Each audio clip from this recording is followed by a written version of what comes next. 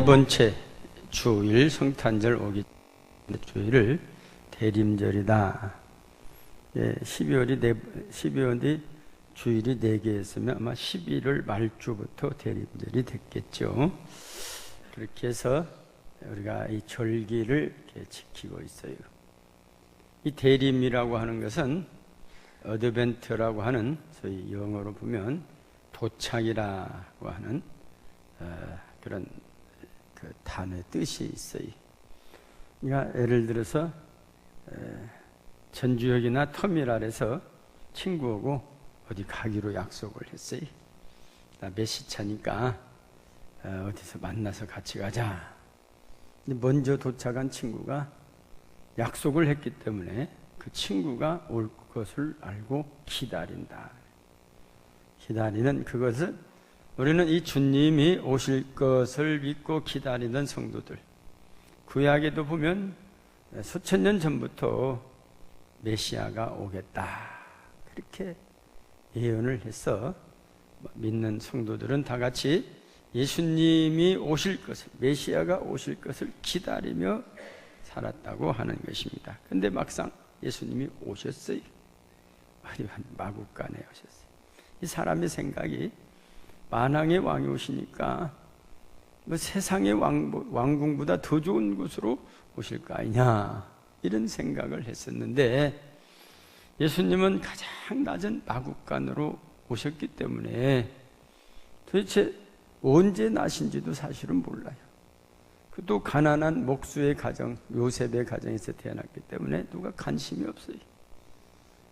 관심이 없어서 그 사람이 아기를 낳는지 안 낳는지 언제 낳는지 모르고 그냥 컸어요. 그래서 나중에 예수님께서 이분이 하나님이시구나, 하나님 아들이시구나, 너 어디서부터 나셨냐, 동정녀 마리아에서 나셨다고 하는데 하나님이시니까 할 수도 있다. 전능하신 분이기 때문에 흙에 생기를 불어서 생명도 나고 말씀으로 천지를 창조하셨는데 그거 하나 못 오겠느냐 이렇게 믿게 됐다 그 말이에요. 동정녀로 오셨다. 하나님이시기 때문에. 그런데 오셨는데 인간의 몸을 입고 오셨다. 인간의 몸을. 그래서 성육신 하셨다. 인간의 몸을 입고 인카네이션 했다. 성육신 하셨다. 이 카네이션이 살 속에 우리 들어왔다. 우리 몸에 들어왔다. 그래서 우리 예수님께서 성찬 예식을 할 때 마지막에 떡과 포도즙을 나누면서 이것은 내 살이다, 내 피다. 그 성찬 예식이 엄청 중요한 겁니다. 우리가 주님께서 그래서 중요한 마지막에 하시면서 이걸 기념하라. 얼마나 중요하게 십자가 지시기 전에 그렇게 하셨다. 성찬 예식이 한다 하면 우리가 정말로 경건하게 주님의 우리 성육신, 우리 주님의 살이 내 속에, 주님의 피가 내 피에 들어 같이 오신다고 하는 이 주님의 약속을 믿고 참여하는 것이 성찬 예식입니다. 그래서 가장 중요한 예식 중에 우리 교회는 성찬 예식이 참 중요한 거예요. 우리가 그냥 어떤 분은 잘 몰라가지고 그냥 성찬 예식, 나 아니도 돼. 이렇게 되는데 성찬 예식은 정말로 중요하다. 몸을 입고 오신 것에 대해서 또 우리 주님께서 이것은 내 살이다, 이건 내 피다 하고 가셨어요. 그럼 떡이 무슨 빵이 무슨 살이냐. 우리는 그렇게 생각하지만 예수님께서 명하셨기 때문에, 약속하셨기 때문에 물로도 포도주를 만들 수 있는 전능하신 우리 포도주, 빵을 통해서, 성찬 예식을 통해서 우리 몸에 성령이 임재하신다고 하는 그런 약속을 우리에게 주셨다고 하는 것입니다. 그래서 2000년 전에는 이제 그 예수님 부활하신 후에 그 초대교회 교인들은 예수님이 오시고 십자가 죽으시고 부활하셨는데 그 성찬이 먼저 올 때 마구간에서 오신 그분이 하나님이다. 그 임재, 주님의 이제 그 새롭게 앞으로는 그것을 믿고 앞으로 또 약속하신 대로 새롭게 오신다고 하는 것을 믿고 우리가 성탄을 기다린다고 하는 것입니다. 살기 힘들고 고달픈 것이 인생이라지만 그리스도인들은 마감할 날이 올 것을 기대하고 버티는 것입니다. 죽음을 두려워하기보다는 죽음을 받아들이고 죽음 후에 주어질 상급과 영생을 기대하며 하늘나라의 시민으로 살아가는 것입니다. 히브리서 기자는 그리스도인들을 운동에 비유하며 설명하기도 했습니다. 우리가 살아가면서 우리 인생이 마치 운동선수와 같다고요. 축구 경기를 우리가 참 어떻게 저렇게 사람들이 많이 모일까? 예? 우리 전주에도 월드컵 경기장에서 한다.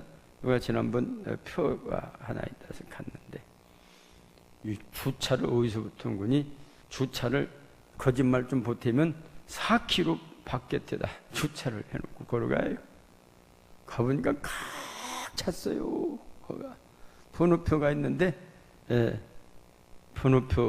자기 번호표가 없는 사람은 들어도 못해. 꽉 차고 있어.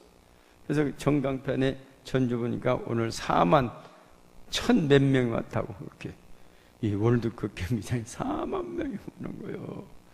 누가 오라고도 아니죠. 자기 돈 내고 그게 운동 경기다 그 말입니다. 자기 돈 내고 운동 경기 해가지고 제가 얼마짜리를 샀는가는 기억이 안 나면 적어도 15,000원 넘어 하나에 그 돈을 내고 이게 영화보다 2배 이상을 내고 그 4만 명 들어가요. 영화관은 4만 명 들어간 데 없잖아요. 그래서 이 히브리 기자는 히브리서 12장 1절에 보면 이러므로 우리에게 구름같이 둘러싼 허다한 증인들이 있으니 모든 무거운 것과 얽매이기 쉬운 죄를 벗어버리고 인내로서 우리 앞에 당한 경주를 하며 믿음의 주여 또 온전하게 하신 인 예수를 바라보자. 우리 신앙생활은 뭐 예수를 바라보는 생활이에요. 운동 경기를 보세요. 선수들이 잘했다고 보고 저보다 하나 넘으면 얼마나 열광으로 박수쳤는데 그 사람이 가다가 자살골 하나 더 봐요. 그냥 아유. 우리 이탈리아에서는 자살골 넣은 선수를 공항에서 내서 누가 총으로 빵빵빵 쏴 죽여버렸대요. 그게 차이나라 지고 오니까 자살골로 박수 받기도 하고 조롱 받기도 하고 자살골로 봐요. 얼마나 조롱이 많습니까? 잘하기도 하고 들어가기도 하고 그러다가 패스를 놓치면 또 공을 갖고 다 뺏기면 자살골이 아니더라도 막 조롱을 합니다. 제가 옆에서 들으니까 야, 가 빼고 나눠. 그래. 자기도 그보다 더 잘 찬다는 거예요. 그렇게 조롱을 해요. 우리 인생이 살아가면서 박수 받을 때도 있지만 이렇게 조롱 받을 때도 있고 이길 때도 있지만 질 때도 있고 그러나 그럴 때마다 이기든지 지든지 박수 받을 때는 언제나 예수를 바라보고 가는 것이 우리 그리스도인 줄 믿습니다. 이게 그래서 우리 히브리 기자가 육체의 연단은 약간의 유익이 있으나 경건은 범사의 유익이 금생과 내생의 약속이 있다고 했습니다. 그리스도인들은 마지막 날을 기다리며 매일매일 경건의 훈련을 받으며 감사하며 살아가는 것이다. 경건의 훈련 받는 사람, 우리 그리스도 훈련. 우리가 남자분들은 군대 갔다 오신 남자분들은 군대 이야기만 하면 뭐 시간 가는 줄 모른대요. 얼마나 어찌 이렇게 많은지. 왜 그래요? 훈련받다 얼마나 고생 많았습니까? 훈련받다. 또 훈련받고 생활하면서 얼마나 이게 고참들한테 구박을 받고 그냥 껐다고 뭐 그냥 요즘 갑질이라고 하는데 그냥 날마다 갑질을 해요.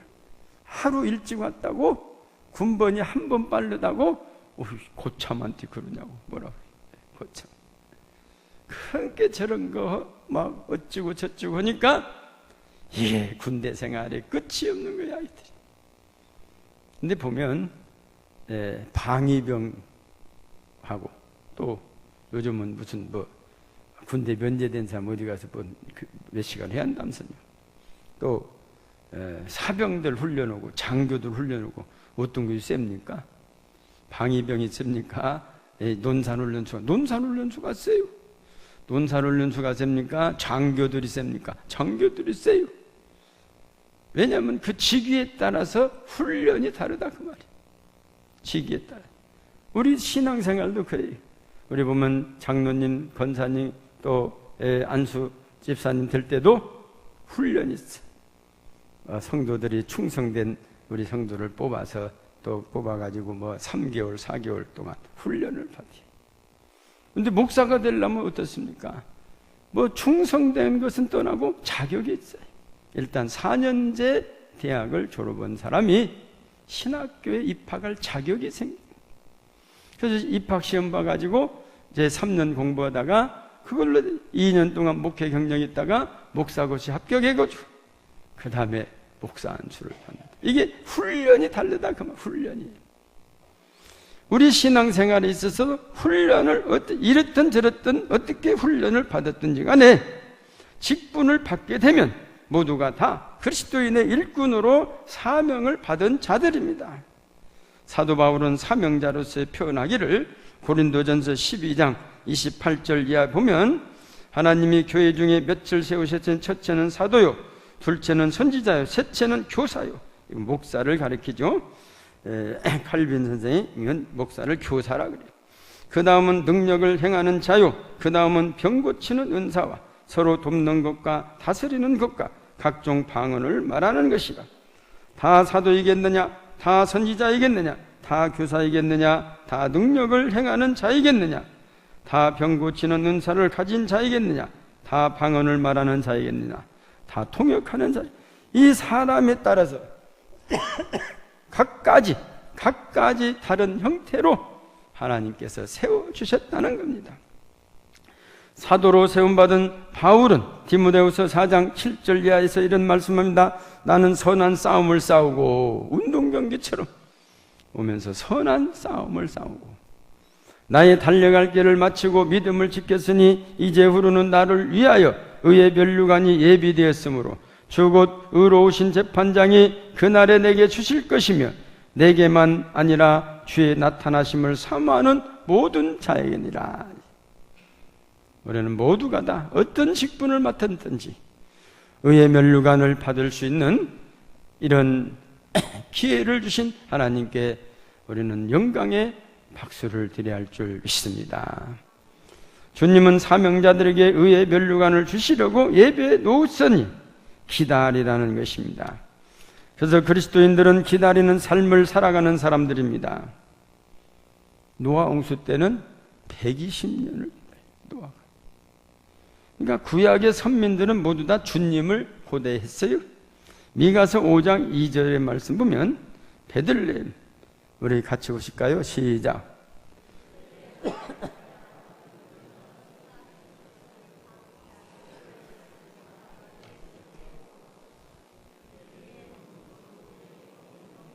네.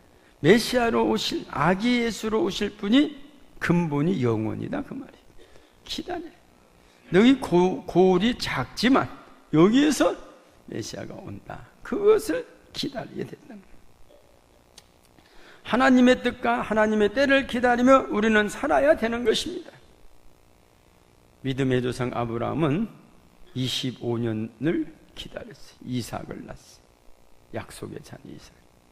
이게 기다리지 못해가지고 좀 이 흉년이 드는 게 애굽으로 이사를 갔어요. 가나안 땅을 지키지 못하고 애굽으로 가서 그래서 하마터라면 바로 왕에게 자기 아내를 뺏길 뻔했어요. 하나님께서 도우셔서 찾아왔어요. 그리고 이제 기다리다가 기다려야 하는데 하나님 약속을 믿고 기다리지 못해가지고 자기 아내 사라가 자기 사라의 여종 하가를 소개시켜 첩으로 맞아. 그래서 이스마엘을 납니다. 기다리지 못해서 났어요. 그리고 하나님 약속대로 25년 만에 100세가 됐어요. 하나님께서 아들을 주겠다 그랬어요. 그 약속의 자녀다. 내가 너에게 주마한 약속의 아들을 주겠다. 이 아브라함이 깜짝 놀랐어요. 내가 100살인데 벌써 내 아들 하나 있지 않습니까? 이스마엘. 아니다. 사라가 90살인데 웃었어. 참말로 살다 본 게 별 싫은 일을 다 보네. 내가 90이나 됐는데 나보고 아들을 낳으라고 하네. 별 싫은. 웃으니까 주의 사자가 왜 이 커튼 뒤에서 웃느냐? 이게 또 안 웃었대요. 금방. 사람이 하나님 앞에서도 그냥 안 웃었다는 거예요. 안 했다는 거예요. 아니다, 웃었다. 너는 1년, 내년 이맘때 내 아들을 부르라 했더니 안 웃었다고 했는데도 또 웃음이 나와. 내년 이맘때면 내가 90이나 되는데 세상에. 근데 이 사라가 얼마 있다가 내년 이맘때 1년 아닙니까? 한 2개월 후다 임신한 것 같아요. 임신을 했는데 아들을 낳았어요. 약속을 아브라함이 기다리지 않은 아들이 이스마엘.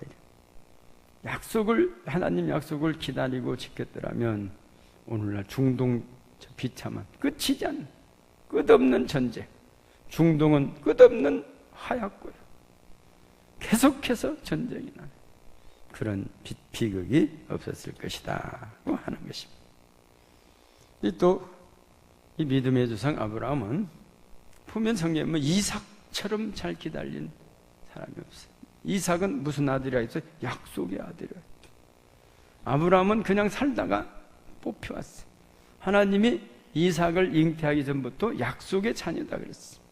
이 약속의 자녀는요 얼마나 잘 기다리는지. 하루는 다 장성했는데 아버지가 보리아산에 가서 하나님께서 네 아들 이삭을 번제로 드리라. 그러니까 아브라함도 잘 순종해서 데리고 가는데 산에 갔는데 아들이 이삭이 아빠 다 있는데 왜 번제 드릴 양은 없어요? 그랬더니 그 하나님이 다 준비하시는 거다. 봤더니 안 돼. 얼더니 보더니 나이가 100살에 났으니까 이 아이가 17살만 돼서 117살. 재단에 누라고도 꽁꽁 묶어버리네. 꽁꽁 묶어. 근데 그것도 하나님의 약속을 믿었어요. 하나님이 나를 번제로 드려야겠구나. 약속해야 돼. 그걸 순종했어요. 꽁꽁 묶고 그 꽁꽁 묶고 기다리는 시간이 어떤 글을 봤더니 1시간이 1000년 같았다 그랬지. 1시간이 1000년 같아. 결국 꽁꽁 묶고 칼을 내서 목을 찌르려고 하는 찰나. 그때도 기다렸대. 그때는 순간이 1000년 같았대요. 그때도 반발하고. 거기서 그냥 이게 젊은 이삭의 아빠보다 힘이 센 게 아빠를 밀쳐내고 산으로 뛰어 내려올 수도 있었는데 예수님이 십자가에 달리는 것처럼 순수하게 가서 번제단 위에 올라가게 됐다는 것입니다. 약속의 자녀 예수님, 그 모습이 비슷하다는 겁니다. 얼마든지 나이 많은 아버지를 밀치고 달려 내려올 수 있었는데 우리 예수님의 십자가 지면서 얼마든지 하늘의 영을 넣어서 저들을 다 멸할 수 있었는데 참고 기다렸다는 거예요. 이삭은 참고 기다렸더니 하나님께서 손대지 말라. 그날 해결이 됐어요. 근데 우리 예수님은 참고 기다렸는데 3일 만에 해결이 됐어요. 예수님이 더 큰 예수님을 기다리는 사람들은 더 큰 믿음을 요구한 것입니다. 이삭의 약속의 자녀이기 때문에. 그래서 하나님께서 약속의 자녀는 틀리다. 그래서 이삭을 통해서 이제 엄청난 축복을 내려주셔서 그 이삭을 통해서 모든 인류가 하늘의 별처럼 많아지게 된 것입니다. 우리는 기다린 사람들이 많습니다. 성경은 야곱도 20년을 기다립니다. 요셉도 13년을 기다렸습니다. 요셉은 종살이 하면서 제가 아침에 일찍 일어나서 마침 이 창세기를 봤는데 요셉이 그 보도록 그 철부지가 꿈 이야기를 했을까?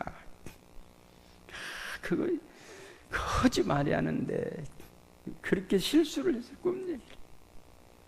그런데 그 성경이니까 꿈 이야기를 한 것도 실수도 하나님의 뜻이더라고요. 실수도 고통스럽지만 그 실수가 하나님의 뜻이에요. 그래서 요셉이 그 꿈 이야기를 했기 때문에 형들로부터 미움받아서 팔아버렸어요. 꿈 이야기를 실수였지만 요셉이 실수를 안 했더라면 또 다른 길이 있었겠지만 그 실수를 통해서 하나님께서 13년을 연단시키고 총리가 되게 하셨다. 할렐루야. 총리가 되셨다. 기다려. 하나님의 뜻은 실수도 다 하나님의 섭리로 사용하시더라고요. 요즘 새벽 기도에 에레미야를 공부하는데 에레미야서를 통해서 보면 그 유다 백성들이 너무 말 안 들으니까 그 심판의 도구로 바벨론을 사용하는데 바벨론을 통해서 막 끌어갑니다. 근데 때가 되니까 바벨론은 아무 잘못도 없는데 하나님께서 너 왜 내 자녀들을 그렇게 구박하냐? 그리고 바벨론을 망하게 합니다. 이게 성경을 잘못 보면 하나님은 자기 택한 백성 편이더라고요. 이방인들은 도구로 사용하는 거예요. 도구로. 그렇게 도구로 사용.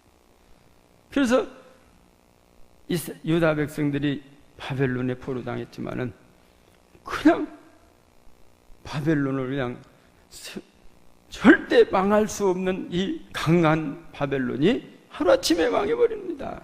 왜? 하나님께서 때가 되니 자기 백성을 빼내기 위해서. 에레미야를 잘 보면 하나님이 사랑하는 자, 하나님이 택한 자, 하나님의 약속의 자녀들 끝까지 지켜주신다. 우리는 그것을 믿고 기다려야 할 줄 믿습니다. 또한 그리스도의 탄생은 인류에 대한 좋은 소식입니다. 하나님은 머리털까지도 다 세신 바 되시는 전능하신 하나님이십니다. 전능하신 하나님께서 나를 구원하시기 위하여 탄생하셨다는 것보다 더 좋은 소식은 없습니다. 마태복음 10장 29절 이하 말씀 보면 참새 2마리가 한 앗사리온에 팔리지 않느냐 그랬어요. 30절 보면 너에게는 머리털까지 다 세신 바 되었느니 두려워하지 말라. 또 33절 보면 누구든지 33절 같이 보실까요? 시작.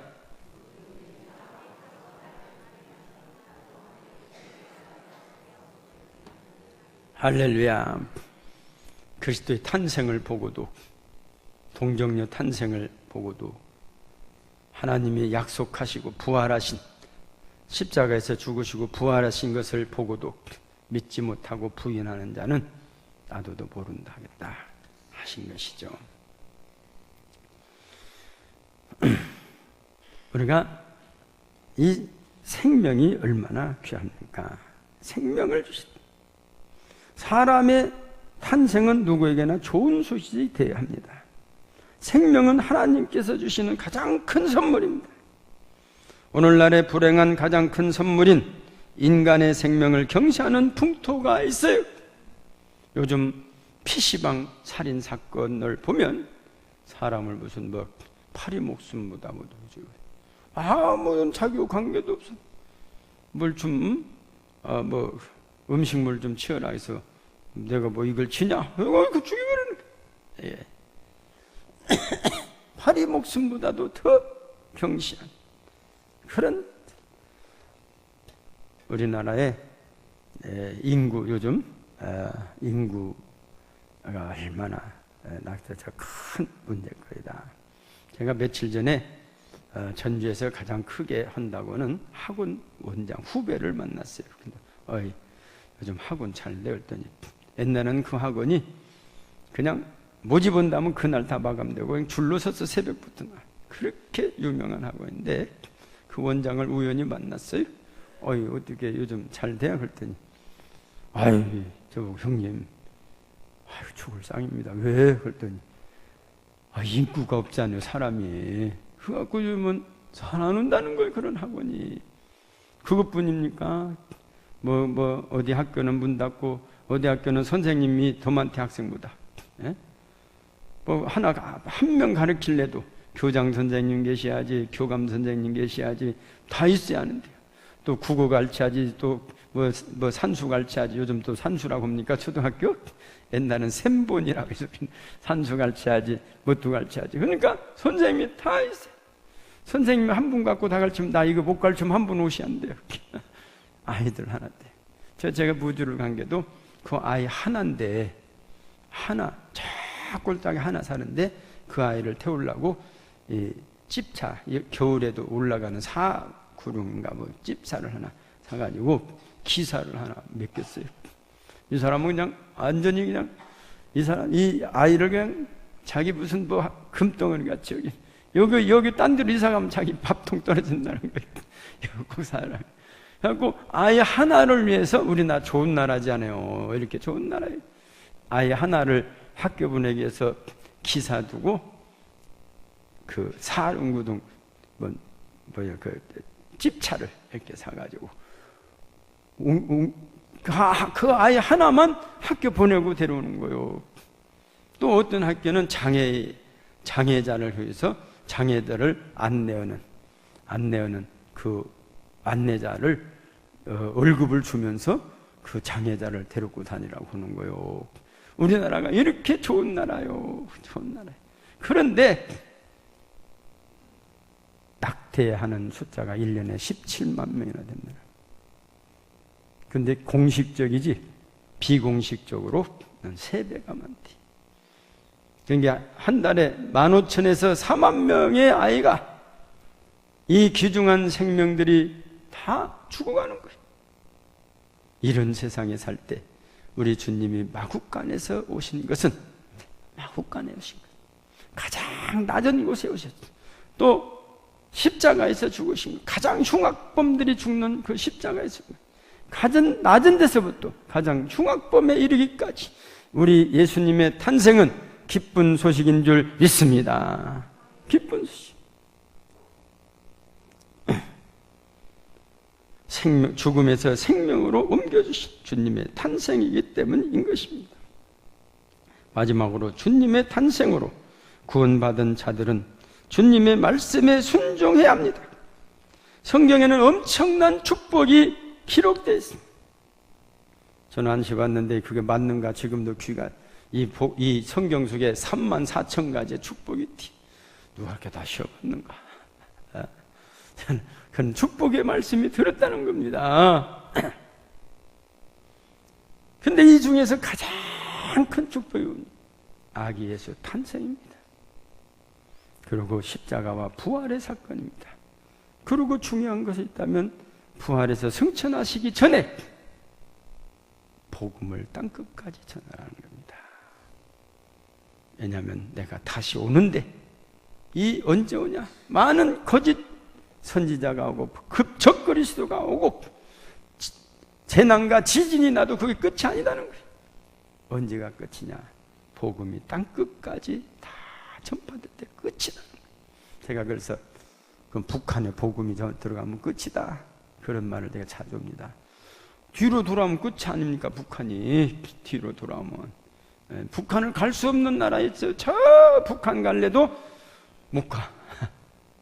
그런데 그 북한의 복음이 전파되면 끝이 아닌가. 가장 복음을 핍박하는 나라가 북한이에요. 그러니까 거기에 복음이 전파된다면 예수님 곧 오시겠다, 이런 생각이 나더라고요. 제가 생각이지 그게 무슨 주석이 아닙니다. 성경이 아닙니다. 어쨌든 복음이 땅끝까지 이르러 전파될 수 있도록 우리는 신앙생활을 해야 한다, 그 말입니다. 우리가 왜 예수를 믿습니까? 왜 우리가 교회를 다닙니까? 우리는 묻는다면 나는 땅끝까지 이르러 복음의 삶을 살기 위해서 믿는다, 이렇게 대답하면 적어도 90점은 되는 줄 믿습니다. 90점 되어요. 그렇게 되어요. 복음을 믿어야 해요. 제가 효자동교회 온 지가 이제 36년째가 됐더라고요. 83년도 왔는데 11월 달인데 12월 달에 장로님들이 예산을 세워갔지. 이제 온 지 한 달도 안 됐는데 내년 예산을 해요. 기다렸대요. 이제 당회장 목사님이 안 오셔서 못 있다는 거예요. 그랬더니 그때 1983년도 결산이 예산은 2,700만 원 정도 세워놓은 결산이 2,450만 원을 세웠어요. 그리고 결산이 2,450만 원이 되었어요. 그러더니 또 믿음이 좋아가지고 2,800만 원 세웁시다. 그래요. 그리고 그렇게 세웁시다. 그런데 예산 세운 것 본 게 선거비가 결산에서는 20만 원이 결산됐는데 84년은 없어 선교비가. 그래서 제가 장로님, 우리가 선교비가 없는 교회가 어디가 있습니까? 그게 교회입니까? 제가 젊으니까 그런 소리 하는 모양이요. 교회는 선교를 최소한도 10% 이상에서 30%는 해야 합니다. 30% 소리가 나니까 끔찍해. 그 말 같은 소리, 저 젊은 목사가 오더니 말이야, 이상한 소리로 내 지금. 그랬더니 그때 20만 원은 우리 예산에 2,500만 원 결산했다면 1%도 안 돼. 1년에 1%도 안 되는데 젊은 목사 오더니 뭐 선교를 30% 해야 한다고 하니까 저 젊은 목사 그건 참말로 어떻게 말도 못하고. 그런데 그 장로님들이 제 목회 꿈을 다 세울 때마다 이 선교비가 다 올랐는데 제가 엊그저께 제가 이제 저도 정리할 때보다 어떻게 됐는가 보다 1998년도에 선교 헌금의 선교 예산이 30%가 세웠어요. 할렐루야. 30%가 세워졌어요. 그런데 제 사례비가 그때 동결됐더라고요. 어려우니까. 그때는 건축에서 빚도 갚아야 하고 뭣도 내야 하고 뭣도 했는데 우리 장로님들이 엄청나게 그냥 말도 안 되는 우리 목사님 뜻반튼이라고 30% 예산을 세워갖고 왔어요. 소원풀이를 제가 했어요. 저는 그걸 보고 저는 진짜로 성공한 목회자다. 행복한 목회자다. 정말로 하나님께 감사해야 할 수 있는 목회자다. 30% 예산을 씁니다. 그리고 제가 보니까 하나님께 신학교 다닐 때 학교 앞에 교회가 있으면 좋겠습니다. 그리고 청소년들이 마음 놓고 드나들 수 있는 이 회관이 하나 있으면 좋겠어요. 이게 꿈이었어요. 학교 다닐 때. 근데 제가 효자동교회 온 게 학교 앞도가 아니었어요. 저 절대 농지 한가운데 여기서 한 500m 들어가면 옛날에는 집 한가운데 농가운데 우리 강성순 권사님 그때 거기 다니셨죠? 농가운데. 그런데 하나님께서 학교 앞에 땅을 주신 거예요. 그 교회도 짓고 청소년들이 마음대로 왔다 갔다 할 수 있는 청소년 문화의 집을 주셨어요. 할렐루야. 이게 주셨어요. 하루에 한 200명 정도의 청소년들이 우리 효자동교회 땅을 받고 왔다 갔다 해요. 얼마나 이게 저에게 보니까 하나님께서 내 꿈을 다 이루어 주셨다. 무엇을 더 생각하냐? 너무나도 감사하다. 하나님, 저 같은 죄인을 불러서 믿지 않는 가정에서 불러서 목사를 세워주시더니 선교비도 하여튼 30% 지금은 우리가 어렵다. 지금도 10%가 넘어요. 선교비가 30%까지 내 기도를 들어주시고 세워주시고 30% 선교비 낼 때 전주 시내 나가면 효자동교회 가면 복 받는다면서 효자동교회 가면 복 받는다면서 그런 소문이 많이 들리죠. 오는 사람들이 다 사업이 잘 되고 복 받아가지고 효자동교회 와서 복 받으다 간증도 하고 그럴 때 하나님께서 불쌍히 여기서 30% 선교비를 주더라도 모자람이 없이 이렇게 채워주신 하나님의 살아 역사하심을 바라볼 때 너무나도 저는 하나님 앞에 기뻤습니다. 우리 장로님들에게 너무 감사하지. 그 빚을 갚아갈 때인데 선교비를 30%를 저 철없는 젊은 목사가 세워둘라니까 30%까지 해마다 올려주신 거예요. 30% 목표까지. 나는 그 장로님들 너무나도 감사하다 하는 거예요. 이 예수님께서 오신 목적이 뭡니까? 땅끝까지 복음의 증인되라고. 할렐루야. 사랑하는 성도 여러분, 주님 오심을 기다리는 대림절을 맞이하여 기쁜 소식, 복음을 전하는 일에 사명감을 간직하며 살아가시는 우리 성도님들이 되시기를 주님의 이름으로 축원합니다. 기도하십니다. 전능하신 아버지 하나님 감사합니다.